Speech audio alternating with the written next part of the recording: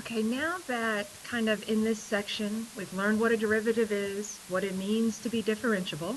We've talked about some shortcut rules in our section 3.2, so we kind of have our tool belt now of different derivative rules that we're going to use as a shortcut to help us out in this process. We're going to start talking a little bit more about some applications that we're going to be interested in. Now, we have been talking about all along the idea that if we had a position function, that what we could do is not only look at the position at any given time of an object, that we could examine the velocity function. The velocity function is simply nothing more than the instantaneous rate of change in position over change in time, and that you can find that velocity function by taking the derivative of the position function. Okay? So that was kind of our first foray into the applications that we're going to be looking at using calculus. Now, we also want to talk about acceleration. And acceleration, when we're in the real world, we're basically looking at your change in velocity over your change in time. So your acceleration is nothing more than a rate of change itself. It just simply happens to be a instantaneous rate of change in a rate of change instead of in your position. So it's how fast is your velocity changing. And so it is basically an instantaneous rate of change. So what we can do is differentiate the velocity function, that the change in velocity over change in time is nothing more than the derivative of the velocity function. So that's going to give us this idea that we can take more than one derivative, that there's going to be meaning assigned to what we call higher order derivatives, which simply means you've already done the derivative process once. The second derivative would be you're going to take the derivative a second time. And so this is kind of a classic application problem where looking at your higher order derivatives is going to be important. You have your position function, we usually call it s of t, your velocity function, v of t, which is nothing more than the derivative of your position function. How fast is your position function changing in relationship to time, your instantaneous rate of change in your position over time. And then we can look at the derivative of the velocity function, which would be the second derivative of the position function. Notice that I've gone from one little tick mark to two little tick marks. We would read this one as s prime of t.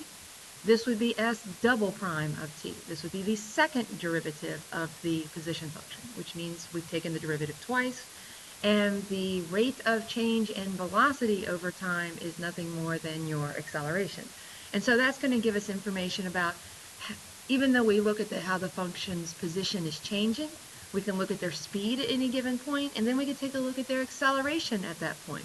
Are they increasing their speed over time? Or are they decreasing their speed over time? So the idea here is that we're going to have this idea that we have more than one derivative. All right? And we don't have to stop at two. If we were doing an application or any problem where we wanted to simply keep going, we could take as many derivatives as we wish. And so we could, go on to infinity, first, second, third, fourth, to the nth derivative. Now, some notation things that are shown here in the table. We do use the prime notation till we get about here to the third one. Once we get there, it starts to get a little tedious to put the little triple prime and so on. So what we start doing is we start doing parentheses around the number of primes that there would be. And we put the parentheses there so that we're not confused with y to the fourth power. If I put parentheses around a number like that, we really mean the fourth derivative. Now I'm going to say that of the notations, even though we kind of can use this notation, this is not my favorite notation, okay? This notation can be ambiguous. It doesn't give you the full picture of what's going on in the problem. So I usually try not to use this notation as much as possible. When we really start getting into applications, what we're going to prefer is to use Leibniz's notation over here, where we say we're taking the differential of y and then with respect to x, because we're going to be changing what variables we're differentiating with respect to. We may be differentiating with respect to time, or you could also differentiate maybe a circumference with respect to the radius. So this variable can change. And this is going to give us more of a full picture of what we're actually taking the derivative with respect to. So we actually kind of prefer this notation over here. Remember that the d over dx is the verb. You would say, I am going to take the derivative of this function with respect to x, and what you get after you take that derivative, after you perform this action, is dy dx. If I am going to take the second derivative, and notice again, here's the verb, and notice that the 2 goes with the d because it's the second derivative with respect to x, and we have to put it on both of them. And we're going to do that, take the second derivative of f of x, which means we have to perform the procedure twice. Another way of looking at this and kind of seeing why we have d dx kind of squared is that you're basically doing the first derivative of a derivative. So we're doing this as a multi-step process. And so what you end up with is, because you're taking the derivative of a derivative, that's where it's d squared and then dx squared. So that's kind of why the notation looks like it does and why the 2 goes here. And remember, this is the verb, take the second derivative, and what you end up with afterward, notice the way that we name this. Because this was, we took the derivative of y with respect to x. We took the second derivative of y with respect to x. And so make sure you kind of pay attention to where the square goes in our notation when we're using the noun and describing, giving the name to the second derivative. Okay, so I'm just going to re-emphasize, this is the name, what you would label it. This is the action or the verb, what we're actually doing. Okay. The third derivative, again, we're going to take the derivative of the derivative of the derivative, which is why we end up with the 3 here. And then our name of it are going to be d, the third derivative of y with respect to x. And so on and so on. So we have action and then name. And this is kind of where our preference is going to be. So we can use any number here depending on how many that we go. We do use this notation. It's kind of handy, especially if you're only doing a few of them. It does not, however, emphasize what you're taking the derivative with respect to. When we get into later sections, we may not even be dealing with functions. So this kind of notation really only works with functions, not with relations, things like circles and hyperbolas and other things that we're going to be looking at a little bit later. And again, like I said, this is kind of the preference. You might kind of wonder though, and maybe I haven't talked about this, I can't remember in the video notes, what happens when you're evaluating? Like up here, if I want to take the second derivative and then evaluate it at 1, I can do, well actually second derivative, I can do 2 primes. Or if I want to take the fourth derivative, I can do the 4 and then at x equal to 1. If I have not mentioned this in previous videos, the notation that you use for Leibniz, if you want to take the second derivative, so we would use our d2, d2 of y with respect to x, and it's because second derivative, okay, so we did it with respect to x twice. That to show that I want to evaluate it at a specific value, and this is similar to what you have on your calculator, we would say evaluate it, use the evaluate bar at x equal to 1. So this notation and this notation are equivalent.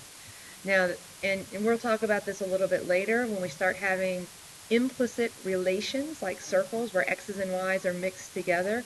We might say that we're going to take the derivative of y, the second derivative of y with respect to x, of course twice, and we might go evaluate it at x equal to 1 comma y equal to 3. So we might add more information here that you're going to be plugging in. All right? So let's come over here. Let's do a couple of examples now that we've talked about notation.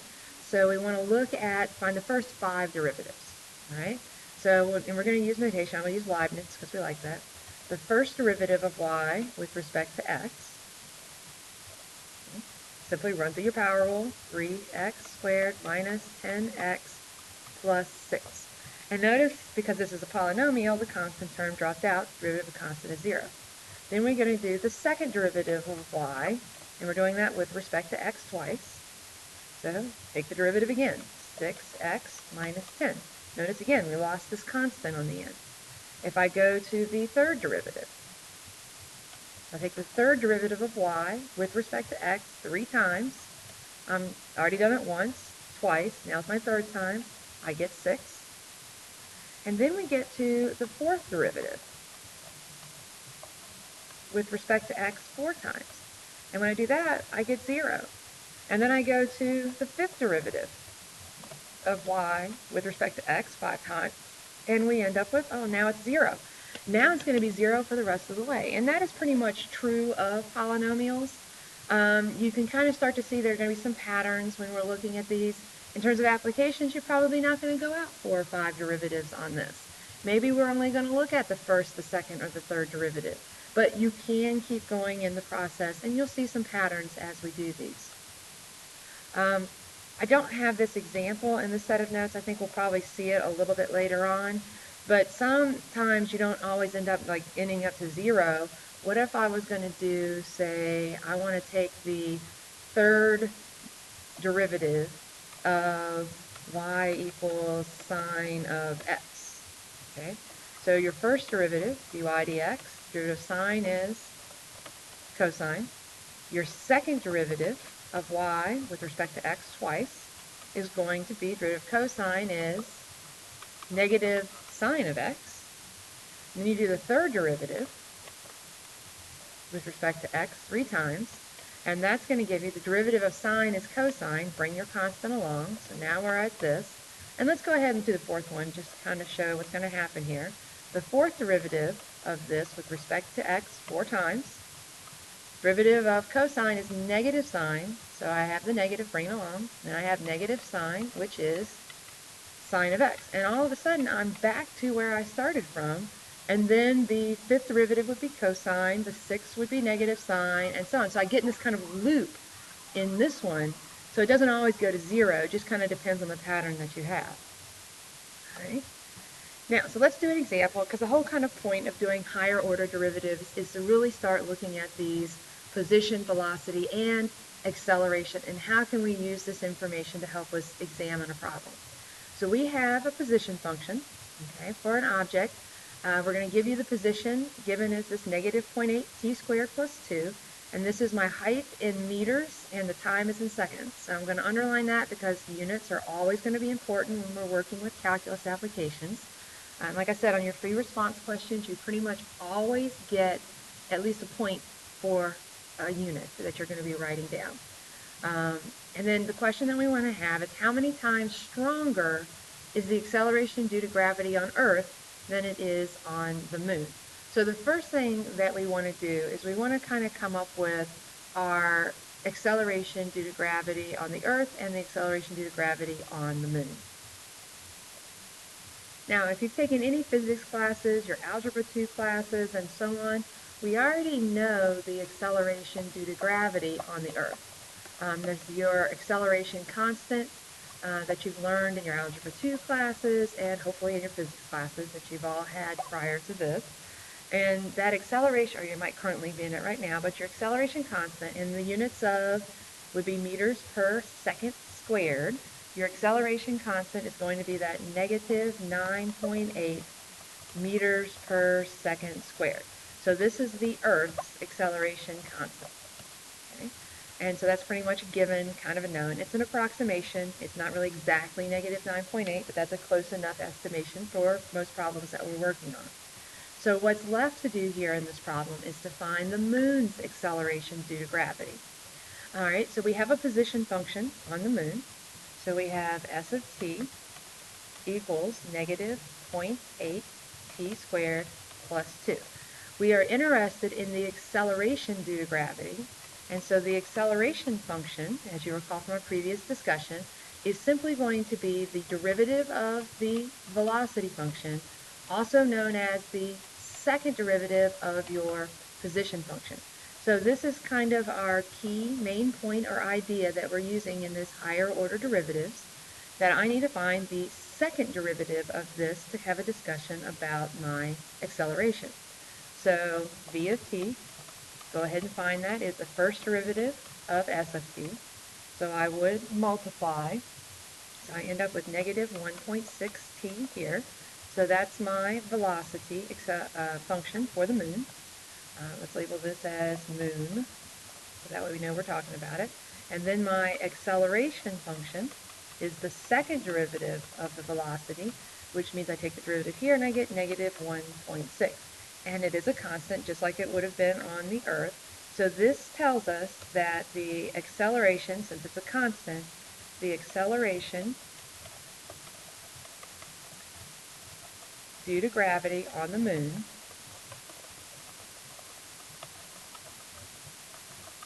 is negative 1.6 meters per second squared. Now let's talk about the units. S of t had units of meters. Your velocity is your change in position over change in time, meters per second. Your acceleration is your change in velocity, meters per second, over time, which is how we get our meters per second squared. So we want to kind of make sure we understand the units part of this. Now, of course, we're not done with the question. Now that I know the Earth's acceleration constant, negative 9.8 meters per second squared, the acceleration due to gravity on the moon, negative 1.6, they want to know how many times stronger is the acceleration due to gravity on the Earth than the moon. So we can take the acceleration due to gravity on the Earth, my negative 9.8. We can divide by our negative 1.6, and what that's going to give us is how many times stronger that we have, kind of what the multiplying factor is to get from negative 1.6 to negative 9.8. When you say how many times stronger, we're basically saying negative 1.6 times whatever the strength multiplier or scalar factor is going to end up being NGTH, is going to equal this negative 9.8. So how much stronger is it going to be? And remember, the negative is really nothing more than direction, just like it was with velocity, that the gravity is pulling down toward the center of the Earth, pulling toward the center of the moon. So this is your acceleration being pulled down toward the center of the Earth and the moon. And so if we simply just put this in our calculator, and you should get your 6.125, and that's how many times stronger that we are looking for. Okay? So the idea is that we can now not only look at the change in position, we can look at the velocity, and then we can look at the acceleration at any given instant and calculate what is going on there. Okay? Now, kind of as an interpretation, to kind of review how we interpret things, when I find that the acceleration due to gravity on the moon is negative 1.6, remember, we're basically saying when, at every instant, because it's constant, at every instant, that's the when, the what, now notice that the what is actually going to be the velocity due to gravity, okay, is doing what? Increasing or decreasing? It would be decreasing because it's negative by 1.6 meters per second per second. So the idea is here is that kind of our interpretation, we go back to the when, okay, just kind of really emphasizing this interpretation. We're going to see this a lot. The when, it was a constant, so at every instant. The what, go back one derivative to what were you talking about? The previous concept or previous object was the velocity. This is the change in velocity over change in time. So the what is the velocity due to gravity, and this is negative, so it's not an object falling anymore, it's a speed that or velocity that is increasing or decreasing, and so it's a negative, which tells us our speed or our velocity is decreasing by, all right, so this is direction, by how much, how fast, and then we have our units. And yes, you can go ahead and write it as meters per second squared, but I think it makes more sense that the what should match this, and then it's per second, because this is the rate of change in that. All right, so let's take a look. What else can we do with these higher order derivatives? So the idea is we kind of want to be able to take a picture like this, and we want to work from the original picture to what maybe, and let's label this, this is f prime. This is the derivative function. So we want to label possible graphs for the second derivative, the third derivative, and the original function. Okay? So I'm gonna kind of work two ways on this. I'm going to start by finding the second derivative. I'll put that one in pink. Okay? So the second derivative is going to be in pink, because the second derivative is nothing more than the derivative of f prime, or also known as the slopes of the tangents to f prime's graph.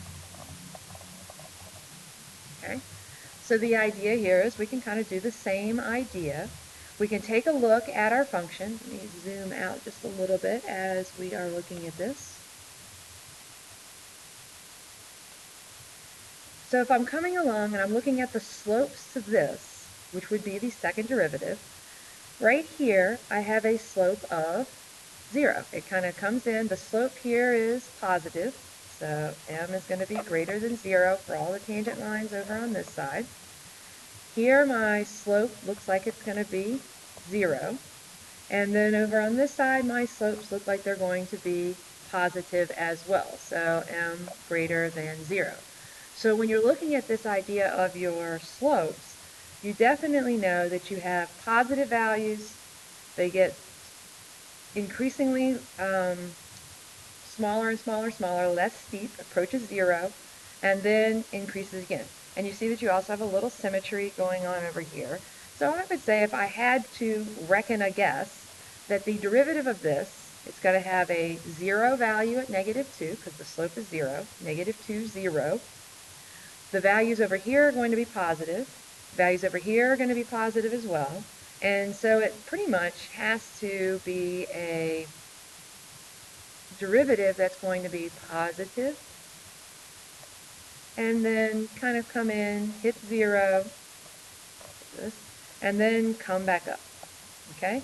So we can do a rough sketch. We'll get a lot better at this later on. We'll talk about kind of how steep or how to find some more exact values of this, but this is a good enough idea of your second derivative. So I'm going to label that as the second derivative. Right? And notice, if you were thinking of this in terms of polynomials, this looks like a cubic, and a cubic, when you take its derivative, is a quadratic, oh look, a parabola shape. So you can kind of see the pattern that we have here. Now, because I like that, let's keep going down. Let's change to green here. So now I'm going to do the third derivative. So the third derivative, when we take a look at that, so now we're going to be doing the slopes of the tangents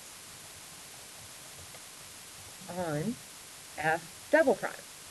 Okay, so if I look at my slopes here, now that I'm in green, this slope is going to be less than 0. The slopes over on this side are going to be greater than 0, and the slope here, again, is still 0. So our function is going to have to also have the point -2, 0 on. And now let's think about this. If I was doing this in terms of polynomials, and I had a quadratic, the derivative of a quadratic is always linear, because you decrease your power by 1. So it probably has some idea. We can estimate kind of maybe the slope here, if I want to be more particular. If I want to estimate the slope right here at 0, and maybe say that that's about 2-ish or so, you can kind of get this idea, estimate a couple of them, and get your straight line. So this would be a possible third derivative of this. Okay? So the idea is, and look, we have negative y values here because the slope is negative. We have 0 right here where you had a horizontal tangent. And then you have your positive slopes over on this side of the second derivative. So notice I'm positive for the rest of the way. So I'm using information that we've learned about polynomials to help me in my sketch. All right? So this is where I start with a function, and then I look at the slopes of the tangent line to get its derivative, look at the slopes of the tangent line to get the next derivative. And so we can kind of go from our original function, which I'm just going to sketch back in here slightly so that I can see it. My f prime, I can kind of see the relationship from this function to its derivative to the next derivative. Okay. Now we're going to work backwards. And that's another thing to take a look at, this idea that how do I get back to the original function? So now I'm going to look for f. Now remember, kind of the idea, f is going to be increasing when f prime is greater than 0. F is going to be decreasing when f prime is less than 0. Right, so that's going to be some important. When f has an extrema, when f prime equals 0. Okay, so we have that information. And now we're also going to do something else here, right? I'm now going to relate the first derivative and the second derivative together. Okay, we know that f prime is increasing when its derivative, f double prime, is positive. Okay, which means that you are increasing and you are accelerating because you have a positive acceleration. Okay, so we want to work back to f. So if f prime is increasing, then what that tells me, if my velocity is increasing, I know that f is accelerating. Okay? When f prime is decreasing, which is going to happen when your derivative, second derivative, is less than 0, I know that f is, let's say, decelerating, slowing down. Right? So the question that we're going to have, and this goes back to kind of a definition from our pre-calculus, which has to do with concavity. Okay? If a function is concave up, what we basically mean, f is either going to be increasing or decreasing at an increasing rate, which basically means it is accelerating. Okay? Concave up is there must be some acceleration that you're there. If I am doing concave down, then your function f is either increasing or decreasing at a decreasing rate, which is going to mean that you are decelerating when you're looking at that. So the idea is knowing whether you're accelerating or decelerating is telling you information about the concavity. And so our job here is to put everything together and come up with a graph of f, okay, using the first derivative, velocity, and the second derivative, acceleration. Okay. So what we're looking at here is we basically, and also we kind of have an idea that if we put this in terms of polynomials, we could probably guess what's going on. We had a cubic, a second degree, and a linear. What would be one higher than a cubic, which would be a fourth power? Of course, would just be a skinnier little parabola shape when you're looking at it. But the idea is, let's think about what's happening. Okay, what I know, based on my derivative, that the derivative was the pink graph, positive, 0, and positive. All right. So what that tells me, the fact that my derivative is positive, actually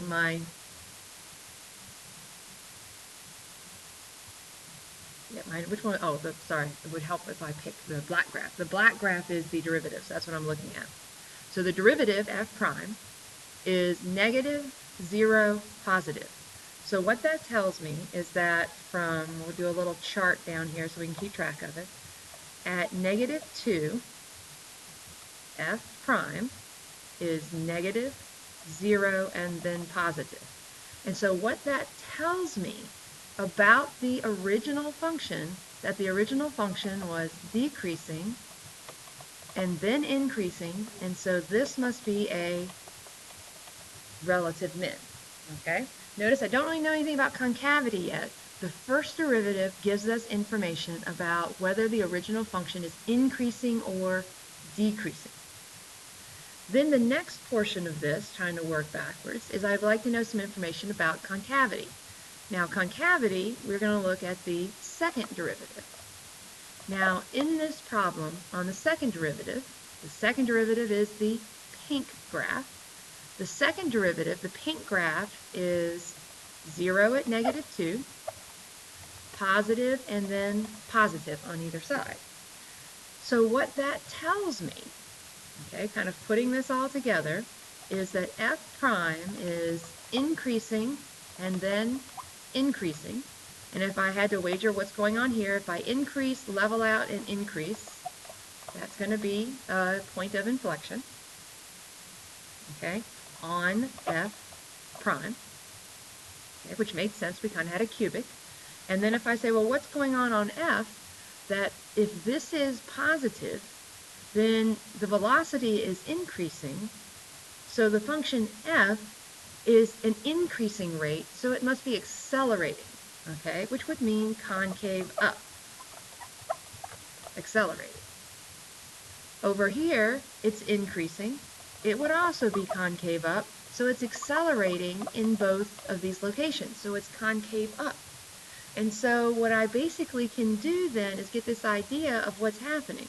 The function f, putting it together, based on the first derivative, is decreasing and concave up, and then it's increasing and concave up, which should match what we know about what a fourth degree polynomial looks like. It's simply going to be kind of a little bit skinnier, come down, and then come back up parabola. It's a little cockeyed there, but you get my idea.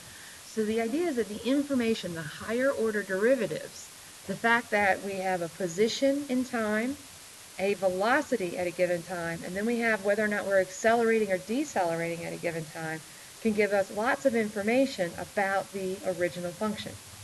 The first derivative, okay, and this will come up a lot more when we get into chapter 4, the first derivative will tell us information about whether the function is decreasing or increasing, depending on whether your slopes are negative or positive.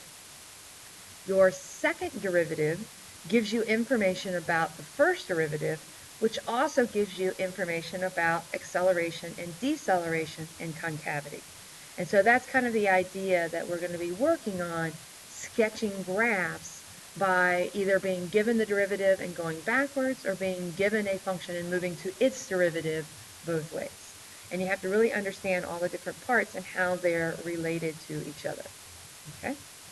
And then kind of if we wanted to, we could go one more and say, well, what about the fifth derivative? Or what do I have? This one's the third. So that's the third derivative. What would the fourth derivative be? Well, the fourth derivative would be whatever the slope of that line is.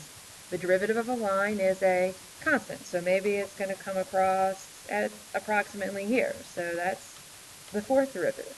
And then what's the derivative of a constant? The derivative of a constant is 0. So now we're down here, and that would be your fifth derivative. So you can kind of see the interrelationship between the derivatives and the graphs and kind of working our way back.